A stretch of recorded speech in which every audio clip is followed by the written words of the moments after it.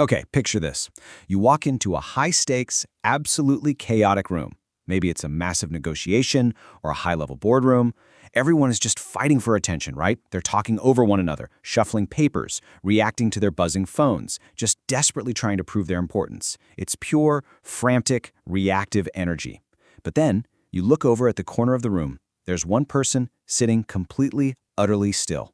They aren't interrupting. They aren't rushing to explain themselves. They aren't putting on a performance for anyone. Yet, almost like gravity, every single person in that chaotic room is watching them.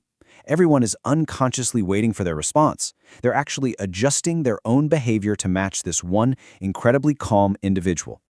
So it really begs the question, why on earth does the quietest person end up winning? I mean, why does the person who says almost nothing, who completely refuses to rush, and who doesn't even bother to defend themselves, end up commanding the room's absolute attention? Why do we naturally defer to the person who seems the least desperate for validation? Look, we're basically programmed from day one to speak up, to be loud, to lean in, and to constantly defend our positions. Yet in the real world of high-level influence, those actions actually signal weakness. Well, here's the hidden rule of power, and it's a big one. In any negotiation, the absolute second you react emotionally, you're showing your cards, you're revealing uncertainty. By reacting first, you are unconsciously telling the room that you are completely off balance. You instantly surrender your authority to the person who caused you to react. Remaining calm, on the other hand, maintains your authority. It signals that your emotional baseline literally cannot be hijacked by external events. You become the lighthouse, standing perfectly still while the storm of the room just rages around you. And that brings us to this fascinating psychological weapon used by elite negotiators, world-class leaders, and people who just naturally command respect. It's called the predator's pause. Think about a lion out on the savannah, or a wolf watching from the shadows. A lion doesn't run around in frantic circles trying to convince the rest of the jungle that it's dangerous, right? A wolf doesn't bark constantly just to prove its dominance. That would be a massive waste of energy. Instead, they conserve their energy. They observe. They remain deliberately unmoved. They wait. And because they wait, every other animal in the ecosystem watches them. The predator's pause harnesses that exact biological gravity. It is all about appearing totally unmoved before taking decisive action. So let's look at Section 1, the rushing trap, and what speed actually reveals about us. To really get why this pause is so incredibly effective, we kind of have to look in the mirror and confront an uncomfortable truth about our modern behavior. We all do it, right? We rush to answer messages, rush to defend our opinions, rush to explain ourselves, just to make absolutely sure no one misunderstands us. But every single time you rush, you're literally broadcasting neediness. You're basically telling the room, hey, I desperately need your approval, and I need it right now. And it doesn't stop there. It also screams fear. The fear of not being understood. The fear of losing control of the narrative. The fear that if you don't speak up quickly, you simply aren't going to matter. And yeah, finally, rushing broadcasts deep uncertainty. Think about it. Panic moves fast, right? But certainty? Certainty moves slowly.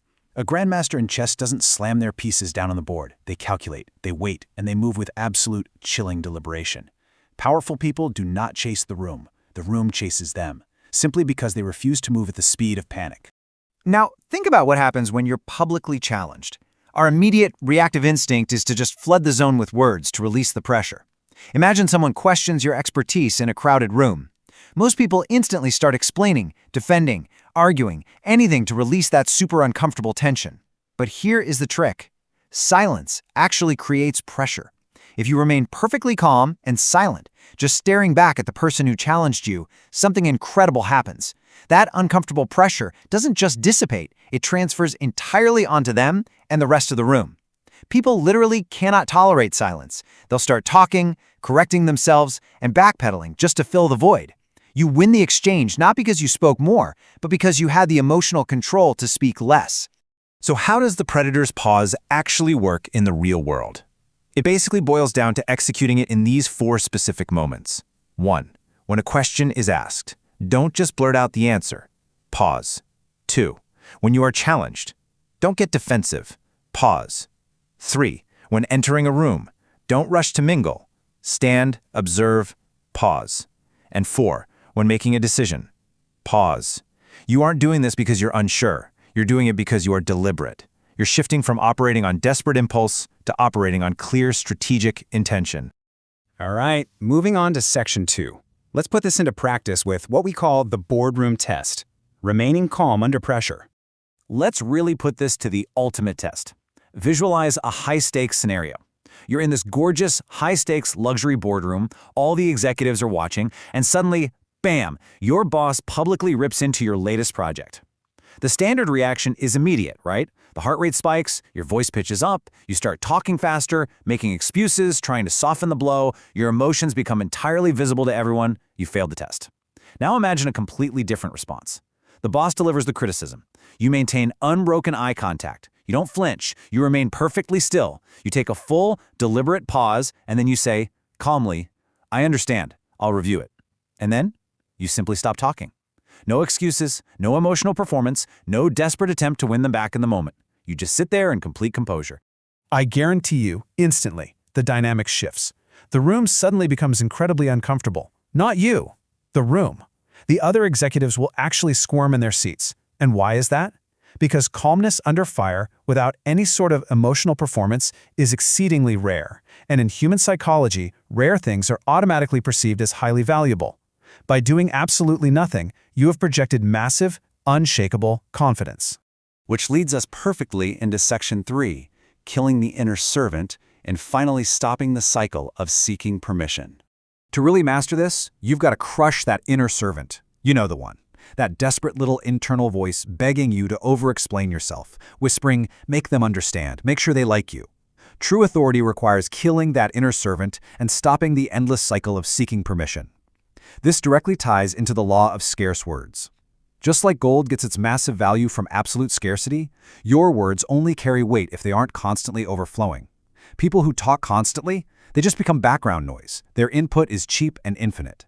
But selective speakers, they become highly memorable. When a selective speaker finally opens their mouth, everyone leans in. People heavily analyze their short sentences because the scarcity of their words implies a really high density of value. You speak less to force others to hang on to every single word you do choose to share. So lock this definitive law of power into your brain. Authority is created by being utterly comfortable even when they disagree with you. True authority is not about being the loudest person in the room. It is definitely not about debating until you convince every single person that you are right. The absolute strongest person in the room is the one who can remain perfectly still, like a king watching a panic, while everyone else loses their emotional control. It is confidence without the desperate need for a performance. All right, let's take this out of the theoretical realm and actually do it. I'm throwing down a 7-day challenge for you. Consider this your elite protocol for the next week. Apply the predator's pause to your own environment. Step 1. Pause before answering any question, even the super simple ones. Step 2. Pause before reacting to bad news or surprises. Step 3. Pause and maybe even completely abstain before defending yourself against minor criticism. Execute this and just watch how drastically people's responses to you change. Watch how the power dynamics immediately shift in your favor. Which leaves us with one final thought as we wrap up this explainer today. The world is going to constantly demand that you speed up, that you get louder, that you explain yourself. But true power is rarely about controlling other people. It's almost entirely about mastering yourself. When the absolute chaos of the room tries to pull you in, will you choose stillness? Take that question with you today. Thanks so much for joining me on this deep dive into the hidden laws of human behavior, and I'll see you in the next one.